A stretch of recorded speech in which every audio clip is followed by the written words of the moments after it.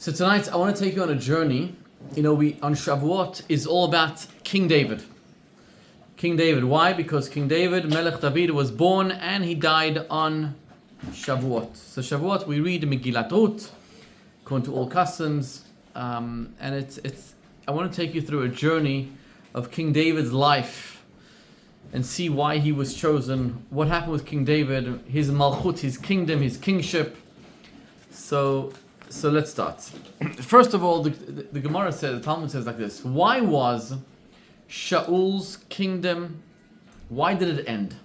Okay, so Shaul was the first king of Israel. When Bnei Israel, when the Jewish people were after Moshe Rabbeinu, Joshua took them into Israel, and then there was the Shoftim, and eventually we came to Melachim. Shaul was the first king of Israel.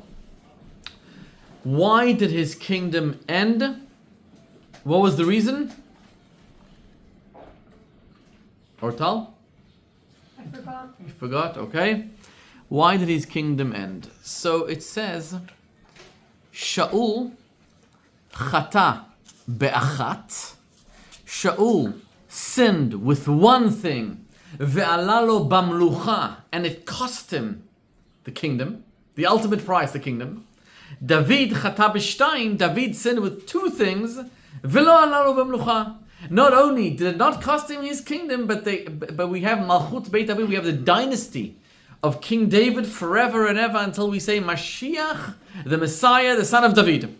And today I also want to go through the roots of Messiah. Where does Messiah come from? Where does Mashiach come from? Why is that so pertinent and relevant to our lives today? It's all rooted in this discussion today. So the Talmud, it's a question of the Talmud. So why is it that King David's kingdom was given to him and Shaul not? So the story with Shaul HaMelech was, Shaul HaMelech was tasked by Samuel the prophet, by Shmuel HaNavi. By the way, apparently there's a TV show now about something about King David. What is it? What's it called? Yeah. On Netflix. What's it called? David. Something David, right? David, yeah. So a lot of people are telling me about it. Now, I'm not responsible for this Netflix or TV show, whatever it is.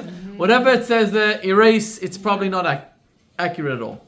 So Shaul HaMelech was tasked by Samuel the prophet, Shmuel HaNavi, to go out and obliterate Amalek, kill them. Had Shaul listened to Shmuel, come inside, take a plate, and come sit down.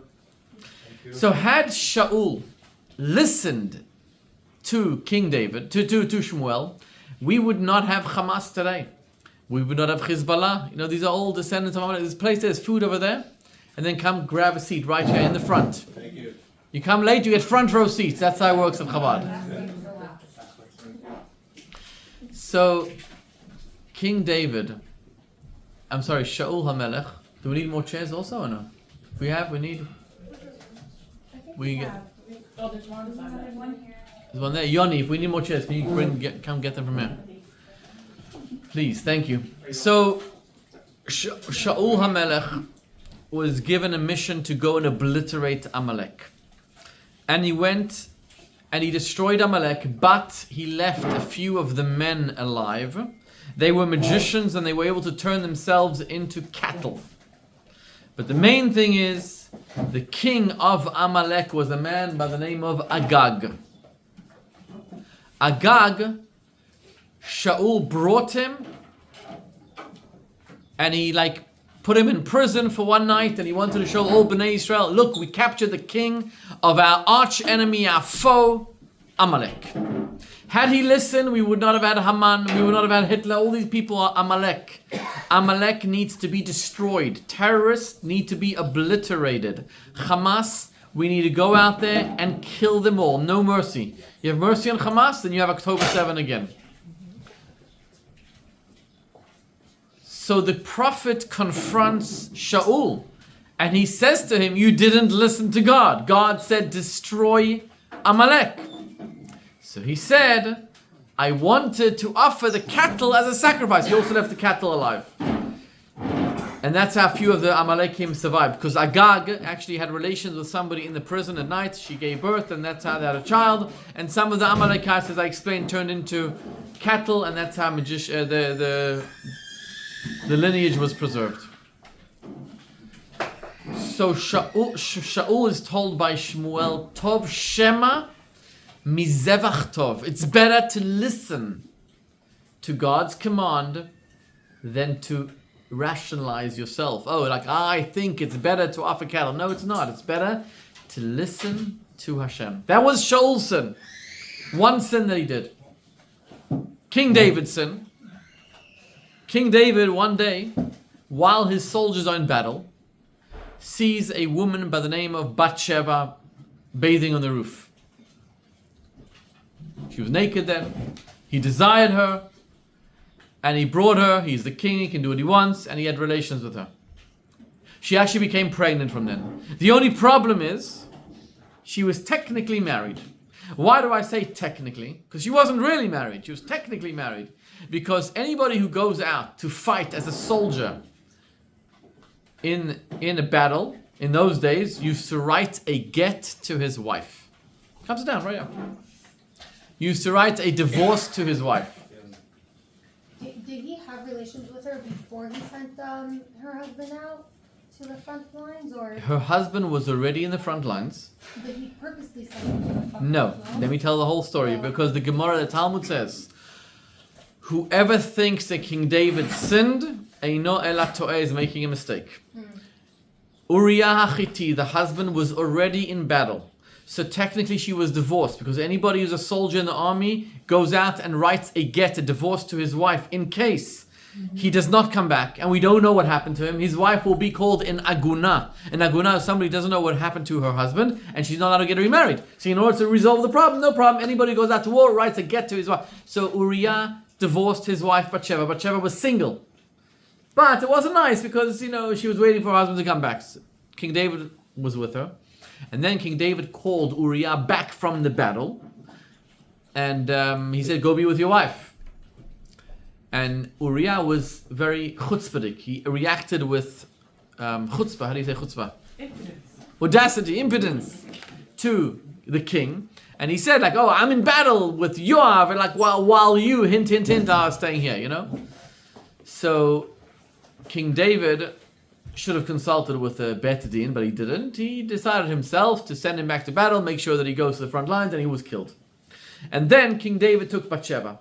Natan Hanavi, the prophet, comes to King David, and he said, I want to ask you a question. What happens if we have in the kingdom a rich man who has so many cattle, so many things, and he decides one day that he has a guest, and instead of offering the guest one of his cattle as a meal, he decides to go get from the poor man next door, get from him a cattle, and he steals the cattle. So he asked King David, what is the verdict of this person? King David said, this person should be punishable by death and should be pay 4 times. So Nanavi told him, you just pronounced the verdict on yourself because you are that rich man. You have so many wives, so many everything, and you took the one wife that Uriah had, Bathsheba, you took her, so you are going to be punished 4 times. What were those 4 punishments? The child that Bathsheba was pregnant with died at birth. It was a stillborn. King David was inconsolable. He was grief-stricken by this child. That was number 1. Number 2, punishment number 2. Which other child died of King David? Which child was he? Someone that tried to kill him, right? So that was another one. But before that, there was the incident with Tamar. Tamar was a beautiful, gorgeous woman. The law states in the Torah, if you have a soldier in battle, and the soldier sees a beautiful woman in Syria, in Iraq, in Lebanon, wherever it is, beautiful woman, is he allowed to be with her, yes or no? Yeah. She's called Eshet Yefat Torah, a beautiful woman. He's allowed to be with her 1 time. Why does the Torah allow you to be with her 1 time without marrying her, without doing anything? Why? Because the Torah says, I know the Yetzer Hara, I know the evil inclination. If I don't permit it to you, you can do it anyway. So therefore, it's permitted to be with her 1 time, and then bring her to your house. She should be at your doorway for 30 days crying for her parents. If you still want her after 30 days, you can then convert her, marry her, and do whatever you want with her. King David saw such a woman, a gorgeous, gorgeous woman in battle. He was with her, and she gave birth to a woman by the name of Tamar, a beautiful daughter. He brought her for 30 days, and then she gave birth to another son by the name of Avshalom. These 2 kids were beautiful. Avshalom was handsome. He had a lot of hair. He was very, very handsome, but Tamar was beautiful. And there was a man, another of King David's sons, Amnon, desired her, desired to be with her. and he wanted to be with her. It's not from the same mom. Amnon and Tamar were not from the same mom. Avshalom and Tamar were from the same mother. Amnon desired to be with her. The Torah says he loved her, but she didn't want to be with him. By the way, what is the law? If a person desires to be with a girl, and she says no, and she's married, and he then gets a doctor's note that he is sick, the doctor writes that he's going to die unless he is with her. What does the halakha say? He can die. Let him die. Let him die. Wait, what if she's not married? What if she's not married? Is a man allowed to be with a woman who's not married, a single girl? If she says no, If she says no. then that's the end of the story, isn't it? Also no. But what happens if he's going to die if he's not with her? She's saved now. If she doesn't. Maybe it saved his life. It's not the same. Yeah, she should get fired. It's not as bad as when she's married, it's Eshet Ish, you can't. Let me tell you the following story. I don't know if I told this here one time. There was a man by the name of... the name escapes my mind. It will come to me in a second. And he fell in love with a woman by the name of Chana. The only problem was Chana was married. He went to the doctor. The doctor said he's going to die if he doesn't be with her. And the rabbi said, die. So he was very ill in his house. He was a very, very rich man. And the name of the person will come to me soon. And Chana refused him. And she said, let him die, whatever. Anyways, circumstances happen that Chana, her husband was arrested. Her husband fell on debt and he was put in prison. And while he was in prison, when his wife Chana came to visit him, he said to her, my life is unbearable here. You know, prison is unbearable. Sometimes the people beat you up. He says, we need the money. It's 50,000 rubles. So she says, how am I supposed to get it? So he says, go to Ben Tzutzita. That was his name. Ben Tzutzita. Did I ever tell you the story? Ben Tzutzita. Go to him. So she says to him, to her husband, you know what I'm going to have to do if I go to Ben Tzutzita? He says, I don't care. Do whatever you need to do, but I cannot bear my life in prison here. Anyway, she goes to Ben Tzutzita, who's a very wealthy man, knocks on the mansion. The guards are there, and the guards see her, and they know that the master is sick because he's in love with her. And they say to the master, Chana's here. He said, if it's true that she's here, I'm letting you all go free. You know, that's how happy he was. Anyway, Chana comes to his room, and he says to her, what do you want? She says, my husband's in jail. I need 50,000 rubles to release him. What do you think he does?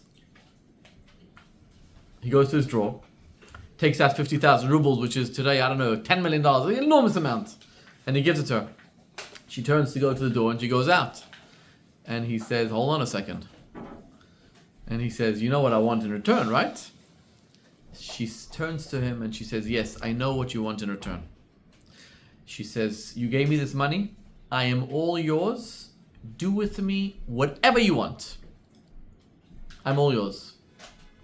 But you should know that sometimes in life there comes a moment where our entire lives are dependent on this moment. You have the ability to transcend your life.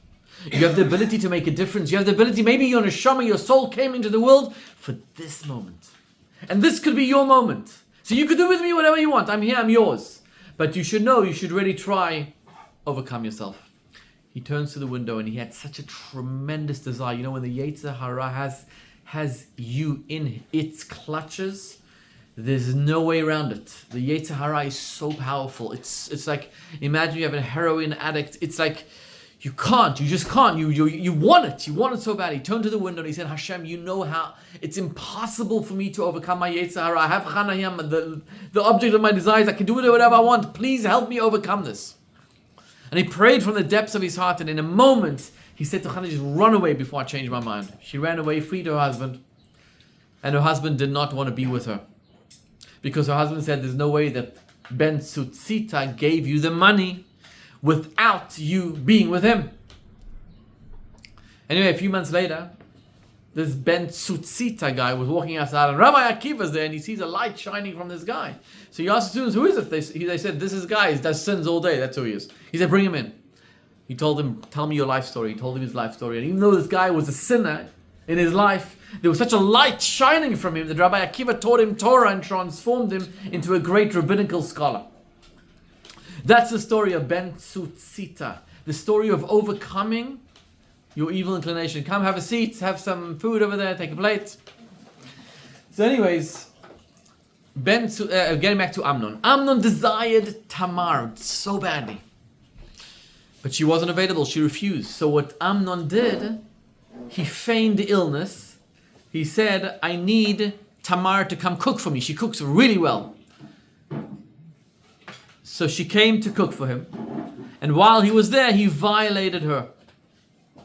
The Talmud says, by the way, the Mishnah says, that after he violated her, he hated her. Like with an animosity. And the question, by the way, is, how did he hate her suddenly? He loved her. He loved her so much that he felt sick. And after he was with her, he violated her, he hated her. Why? Why is that? Because he never loved her. Who did he love? Himself. That's the difference between lust and love. Love is when I want to give somebody else. It's all about the other person. Lust is all about me. Me. Amnon never loved her. He loved him. The moment he satiated his desires, he hated her. That's how you treat a woman. Not right. That's not what. That's self-centered love. But Avshalom. By the way, King David instituted the laws of Yichud after this story. The laws of Yichud that a man and a woman, even if they are single, are not allowed to be isolated in a room together for more than 4 minutes, more than whatever the time is. King Solomon, by the way, in his Bezdin, instituted that even with a non-Jew, you're not allowed to be together. Right. That's just the laws of Yichud. Came about from this story. Avshalom, 2 years later, who was the sister from the same mother and father of Tamar, took revenge on Amnon and killed him. So there was already 3 punishments for King David. The fact that his daughter was violated, 2 sons already died, and the 4th child, Avshalom, who was the one who killed Amnon, rebelled against King David, and he was killed. And there was another son later on, I forgot his name, that was killed as well. So there's 4 sons who actually died. So, getting back to the story, King David sinned with 2 things, and the kingdom was not taken away from him. Shaul HaMelech sinned with 1 thing, and the kingdom was taken away from him, and the Talmud wants to know why. What did Shaul do so wrong? Worse than King David, Shaul sinned by not killing somebody. King David sinned by killing somebody, basically.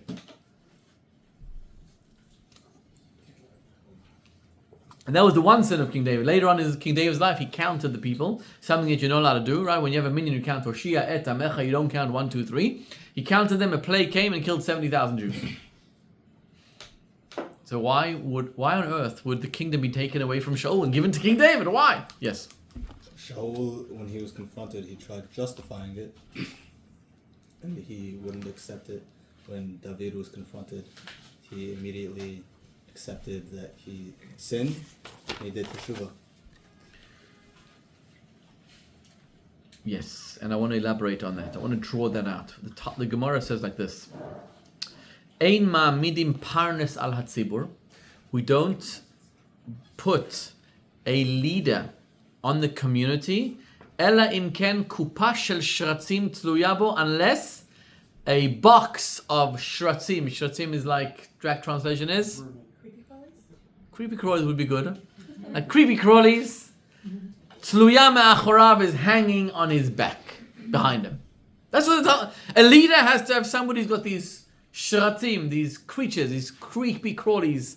You know? Like, what did you say? Like what does that mean? Kedei shim tazuach tatol. Let me explain what that means.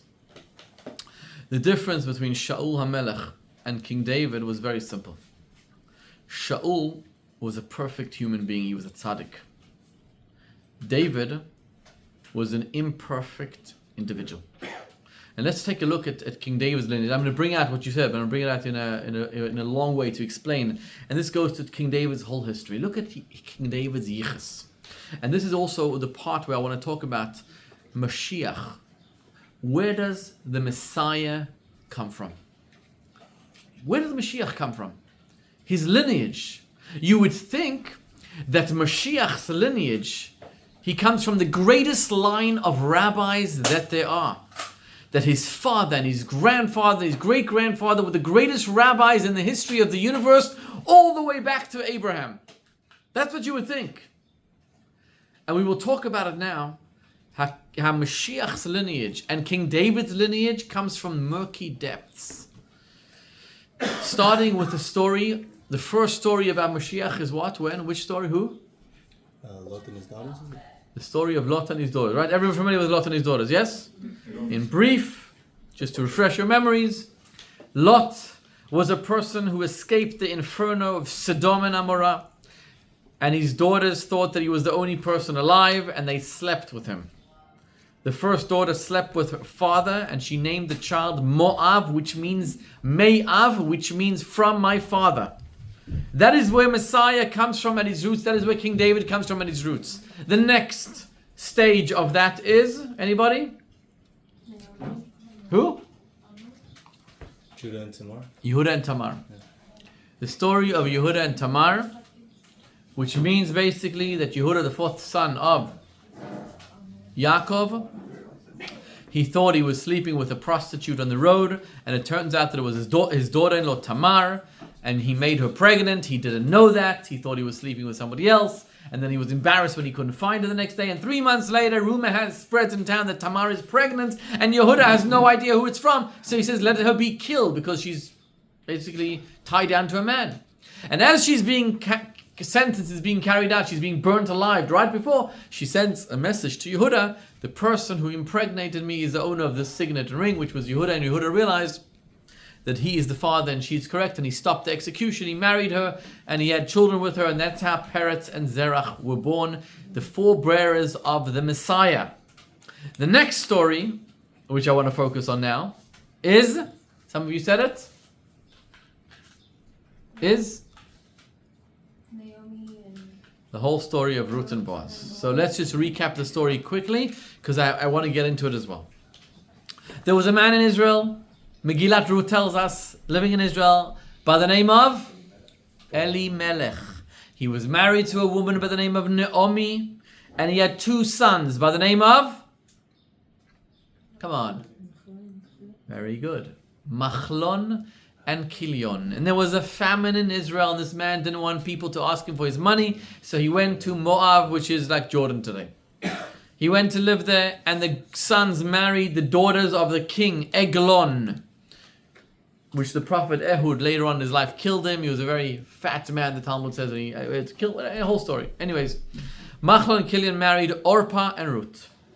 God was angry with Elimelech for doing this, so that all the males in the family died, right? Elimelech, Machlon, Kilion, they all died. And Naomi was left with her daughters-in-law, Orpah and Ruth. And she tells them, you guys stay here, and I will go back to my people. Orpah says, okay. She was the great-grandmother of Esti. Come on. Anybody? Wait, who? Orpah was the great-grandmother of who? Zalman of who? Very good, Zalman. Of Goliath. The great-grandmother of Goliath, the one who stood against King David. Ruth was the great-grandmother of King David, which means that David and Goliath were, was it 4th cousins or 3rd cousins? Whatever that is, right? So Ruth decided to stick with Naomi. Orpah stayed behind. Ruth then goes into Israel, and if we have time, we'll get more into the story, but the brief details are, Ruth goes into Israel, and and the leader of Israel, the king, the greatest rabbi in Israel, is a man by the name of Boaz.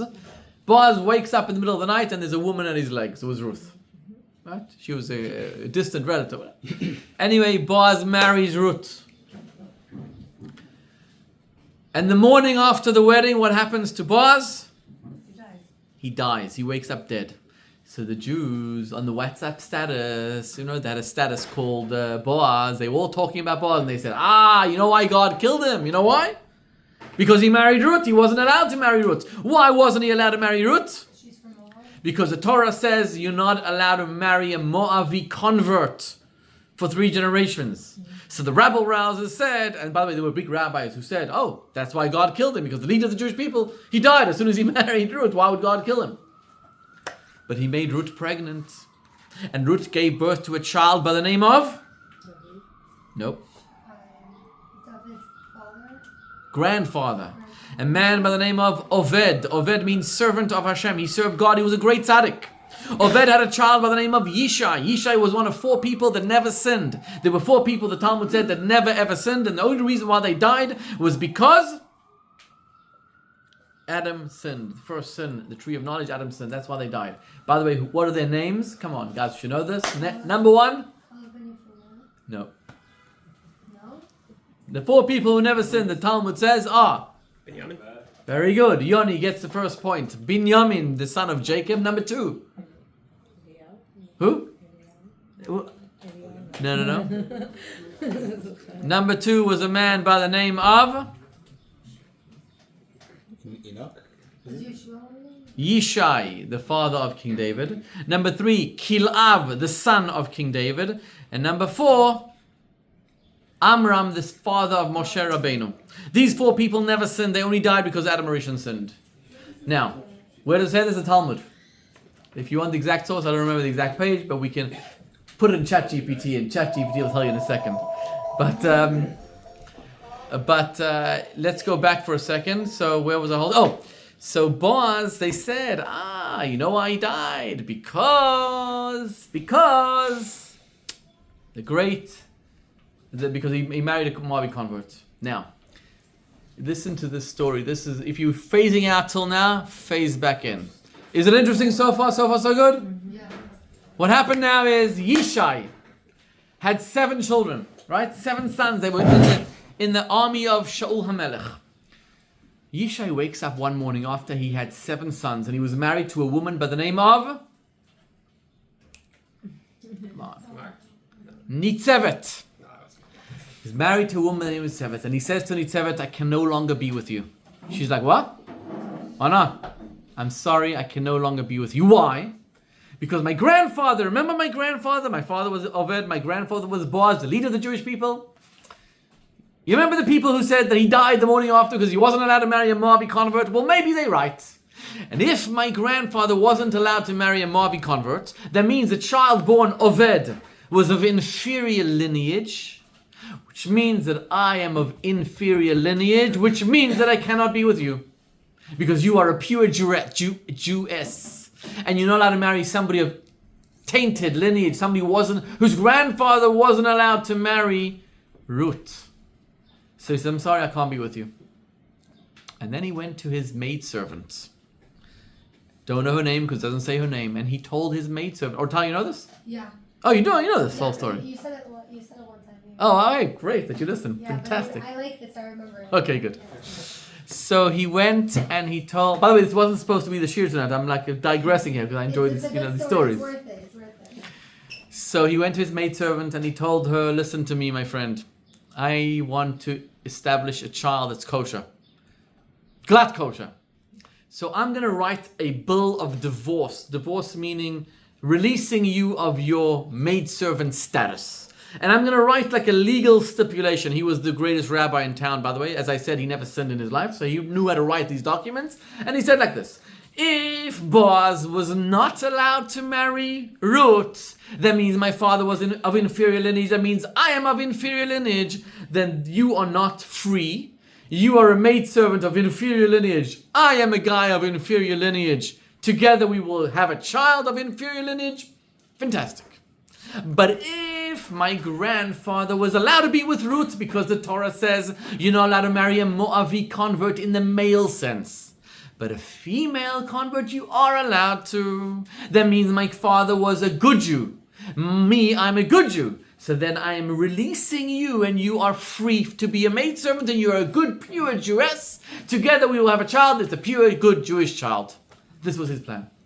Good plan? Problem with the plan was, by the way, this is a big problem because the truth is that Boaz was allowed to be with Ruth because she was a female Moabite convert, and the Torah says only male convert, but it was a big argument in those days. Anyway, the maidservant realized something's off with this guy, Yishai. He's too frum, he's too religious. So she went and told the plan to his wife, Nitzevet. And she said, on the night of the wedding, switch places with me. In other words, Yishai went under the chuppah with a woman who he thought was his maidservant, but really, the person there, actually it wasn't the chuppah, I'm sorry, it was in the bed already, because he didn't need to marry, he was already married to his wife. It was in the bed. She just switched places in the bed. In the bed, when she was there, simply Nitzevet went into the bed, and he had relations with her, and he made her pregnant. And when she became pregnant 3 months later, her sons were very, very angry, because everybody knew that Yishai had separated from his wife, which meant only one thing, that she had betrayed her husband. They were very angry at her. Her husband was furious. When the child was born, they called him David. He was redhead, different to the other boys, different personality, different charisma, and they prayed to God that he be killed by a lion or by a wolf, and they made him a shepherd far away from them. Anytime something went wrong, they blamed David. This is how David was born. Out of this whole inferior kind of thing, that with a background, right? This was his lineage, and this is where Mashiach comes from. By the way, just to answer the question, why is Messiah from this inferior lineage? Because the whole idea of Mashiach, of Messiah, is coming to purify the world. He's coming to make the world a better place, and therefore at his source, he needs to be of inferior lineage so that he can adapt to the world and fix this inferior world. But getting back to King David, so his lineage was, by the way, till 27 years old. David only lived till 70, till 27 years old. Everybody thought that he was a mamzer. If you look at chapter 69 of Tehillim, it says, Mamzer hayiti livnei chai, I was a bastard to my brothers.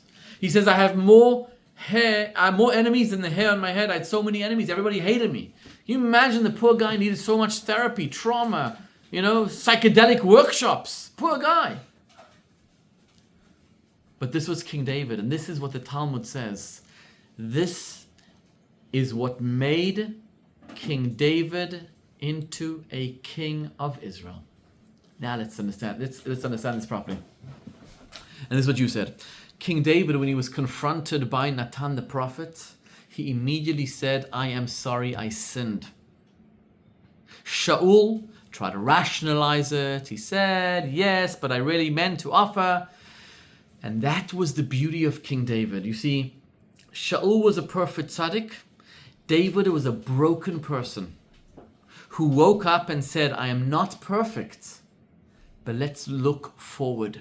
It doesn't matter what happened today. It makes no difference. It doesn't matter what happened yesterday. It matters what happens today. Yesterday, the Yetzer Hara beat me up. Yesterday, he made me sin. I did a terrible, terrible thing yesterday. Today is a new day. Today is the day I no longer listen to my Yetzer Hara. And if by the end of the day today you have fallen again, you get up the next morning, because King David teaches us, I am the king. King David never professed to be a Joseph who was able to resist temptation from Potiphar's wife for a year straight. King David messed up, he sinned with Bathsheba after seeing her just one time.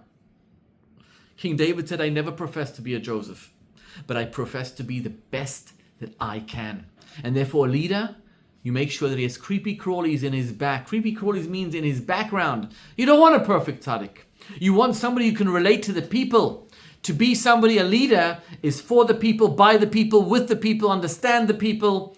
That is what King David was. That was the beauty of the kingdom of King David.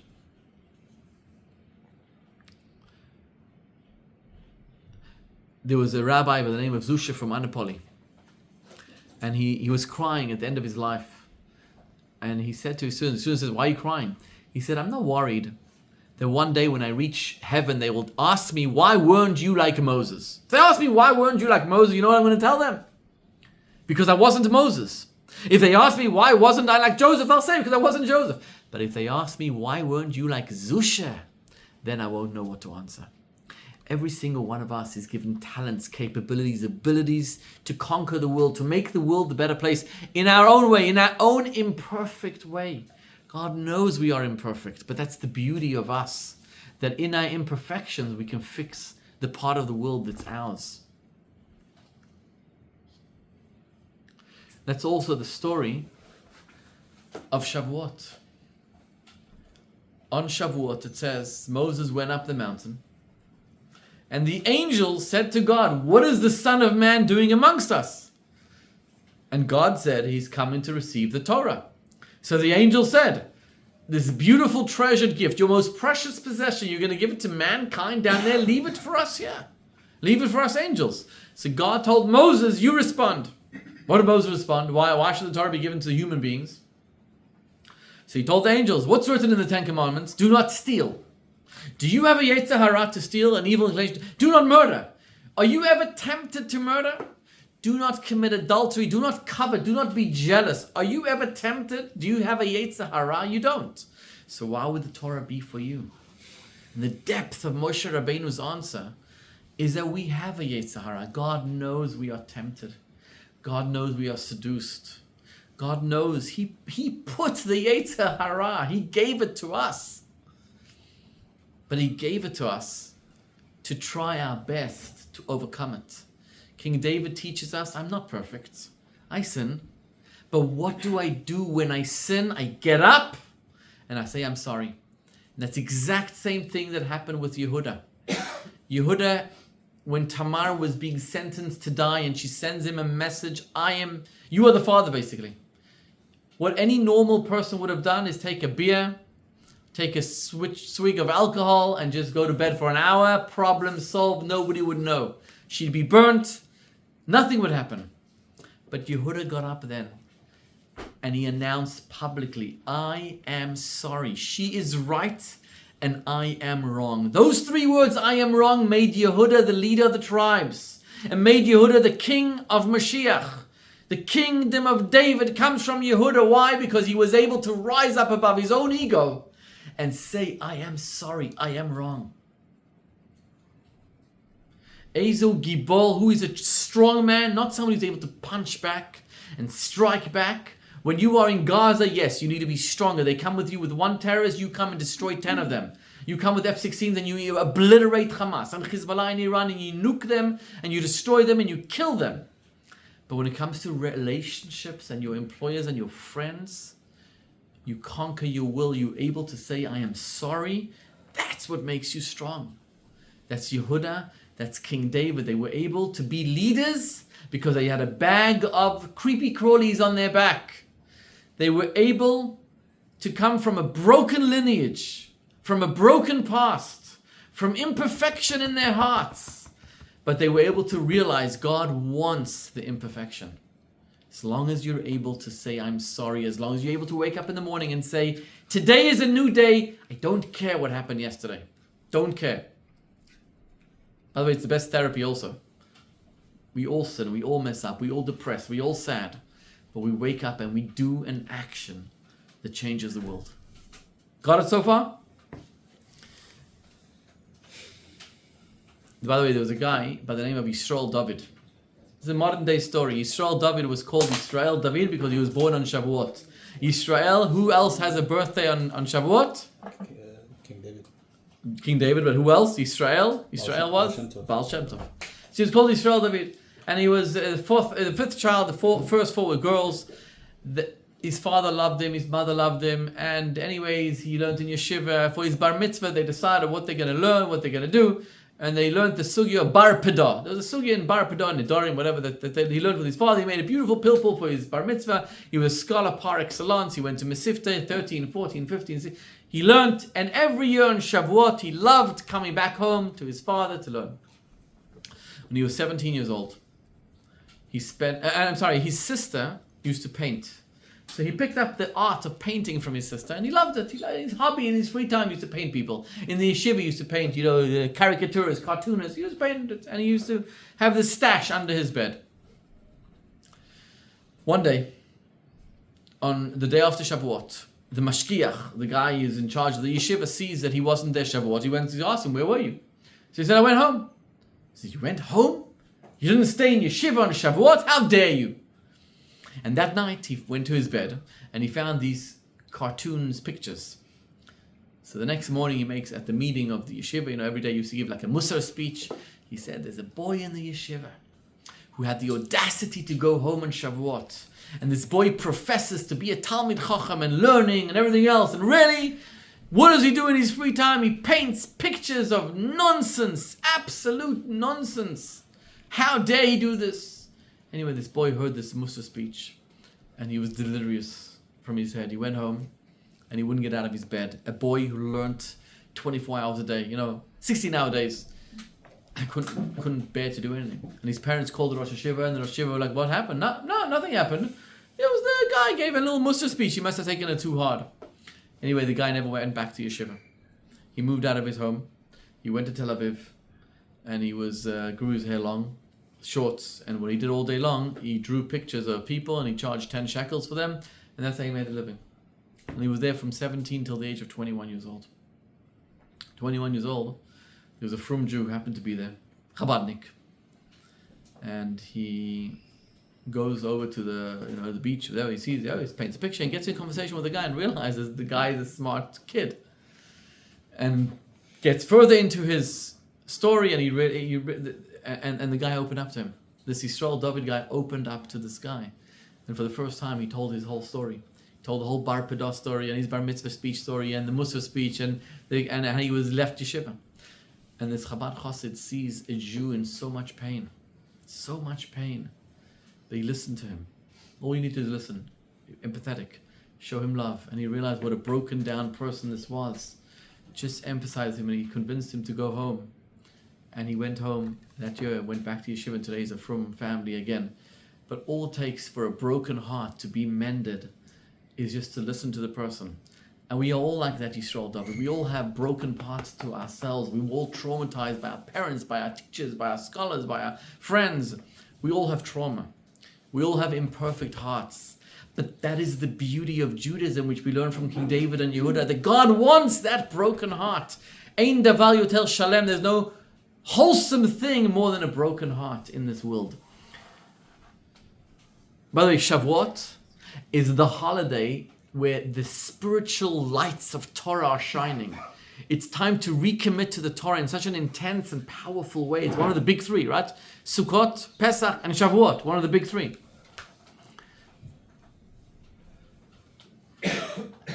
And I wanted to go back for a second so it's related. So remember the story of Ruth, right? The story of Ruth, which I mentioned before. So Naomi tells Orpah and Ruth, stay behind.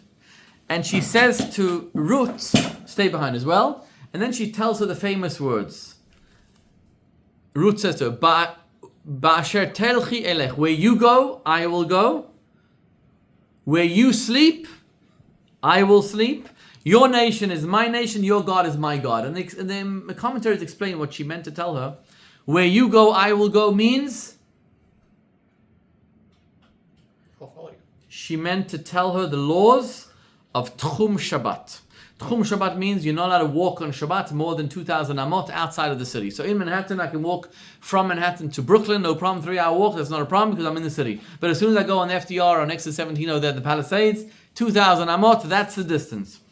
Where you sleep, I will sleep. She meant to tell her the laws of Yichud, which I mentioned before. King David instituted the laws of Yichud even for single women.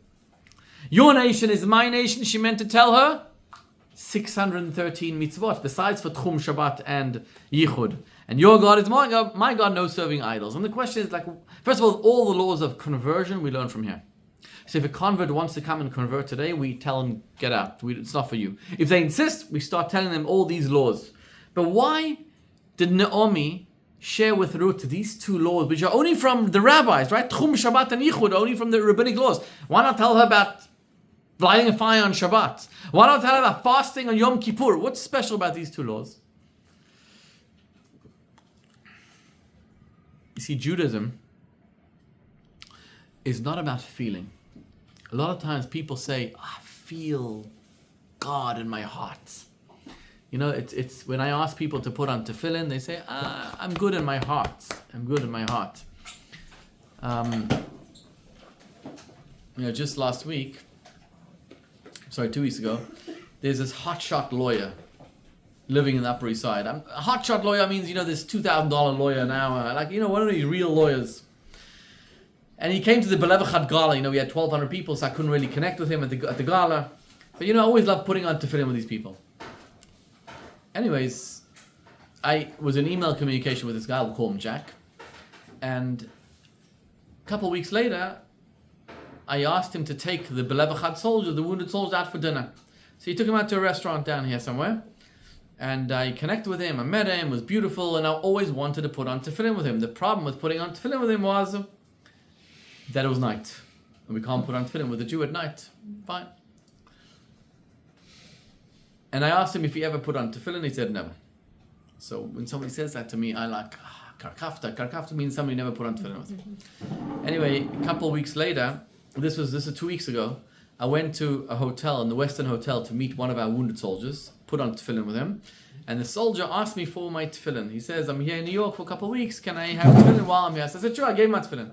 And then I went to meet a very big real estate developer in the city in his office. And as I come to his office, Jack is there, because he's this guy's lawyer.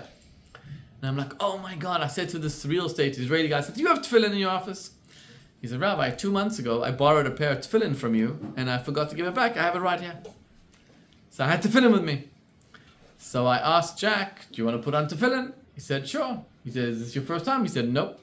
I said, what? You told me you never put on tefillin. He said, nope. A month ago, I was on a plane from Florida to New York, and there was a Chabad rabbi sitting behind me. First time I'm ever meeting a Chabad rabbi from Texas, in a city, in a county with less than 300 Jews. And he asked me to put on tefillin, and I said no. And he asked me again, and I said no. But I'm 3 hours with him, and I figured I better just say yes to get this guy out of my mind. So I put on tefillin with him for the first time. I had my bar mitzvah in the sky. So I put on tefillin with Jack for the second time. But I felt bad. Here, this Chabad rabbi in Texas, I actually texted my brother, who's a Chabad rabbi in Texas. I said to him, can you take this picture, send it around to the Texas WhatsApp group, ask who is it? I want to know who stole the mitzvah from me. Anyway, they didn't find him, I don't know. But that Sunday, so 3 days after the story, I was in Patisse Bakery. We had soldiers also at a breakfast. There was an 82-year-old guy there. And I asked him to put on tefillin. He said, yes. Did you ever put on? No, he never put on. So I got my karkafta 3 days later. That's fine. But whenever I ask people to put on tefillin, they say, I'm a Jew in my heart. I feel for God. I wake up in the morning and I feel God. Judaism is not about feeling. It's about action. We need to do. To be Jewish means you need to do. And this is what Naomi told Ruth right away at the first conversation of conversion. It was Pesach when they were traveling back to Israel. And on Pesach, Naomi told Ruth, where you go, I will go, because she told her the laws of Tchum Shabbat. We can't go further than this is what we've walked. So Ruth said, no problem, where you go, I will go. And then she's told her, but where we sleep, we can't sleep. Even as single woman, we can't sleep with another person because of the laws of Yichud. She says, where you sleep, I will sleep. In other words, she meant to tell her about the 2 mitzvot which were practical then for them. And then she told also the 613 mitzvot. But what Naomi teaches us is at the onset of Judaism, what counts most is action. There's a saying in a Hayom Yom, the Rebbe brings this. It's one of my most famous sayings. It goes like this. Tova pe'ula achat mi'elef hanachot. One action is better than 1,000 sighs. You see, when something bad happens, we sigh and we cry. And, oh, you gewalt, oh, you vey, what happened? Stop sighing, stop crying, get up and do one action. One action is better than all your sighs and all your cries. Judaism demands action. And that is what it means to be a leader of the Jewish people, action. I'm going to end off with this one story. There was a Chabadnik who went into Kfar Aza right before October 7. It was on Sukkot. And he had his lulav and etrog, and he was shaking lulav and etrog with people, and he meets one of these guys, and he asks him to shake the lulav and etrog, and the guy says, I don't believe in this stuff. I'm a Jew in my heart. It's a typical, especially Israeli, I used to love doing mivtzoim in Israel. Israelis, I'm a Jew in my heart. I feel God. I feel Him. So he said, you know what? Put on the lulav and let me take a picture and a video of you. It's cool. You'll put it on your Instagram and you'll show your friends, So that convinced him. I'll get a lot of likes on my Instagram page. So therefore, I'll do the lulav knife. Great. So he does the lulav knife and he put this big yarmulke on, and he was going with devotion to show his friends. Baruch atah Hashem Elokeinu, Al nitilat lo, and he shakes it, does it like with hiddur, with a gusto and inferno. He meant to really get a lot of likes. Anyway, that Chabad Jew didn't get around to sending him the picture. That week was busy, and then October 7 happened. And one of the people killed was this person. So this guy decided to pay a Shiva call to the parents. It's the first day of Shiva, I don't know, whatever it was. Goes in, pay a Shiva call. And as he comes in, while he was there was a discussion between the father and mother as to what to do with the body. Cremation or a Jewish burial. And they were saying, our child and us don't believe a thing about Judaism, we're going to cremate. By the way, it's a big problem today in Israel, cremation. Big problem. So this Chabadnik says, you won't believe it, but let me show you a video of your son. And he showed him a video of the son shaking the lulav and etrog with gusto and with enthusiasm, saying the bracha, and he says, this was your son. And of course they had a Jewish burial. Convinced him to have a Jewish burial. But the point of the story is, Judaism believes in action. The neshama, the Jewish soul, is alive. It yearns for a connection with God. If there's one thing you take from tonight's class, it's this. King David was a leader because he was imperfect. And he empowers us, every single one of us, that even in our imperfection, despite our imperfection, because of our imperfection, that is why God loves us so much. Get up the next morning after you sinned, continue your life, try do what's right, and never look back. L'chaim v'lebracha.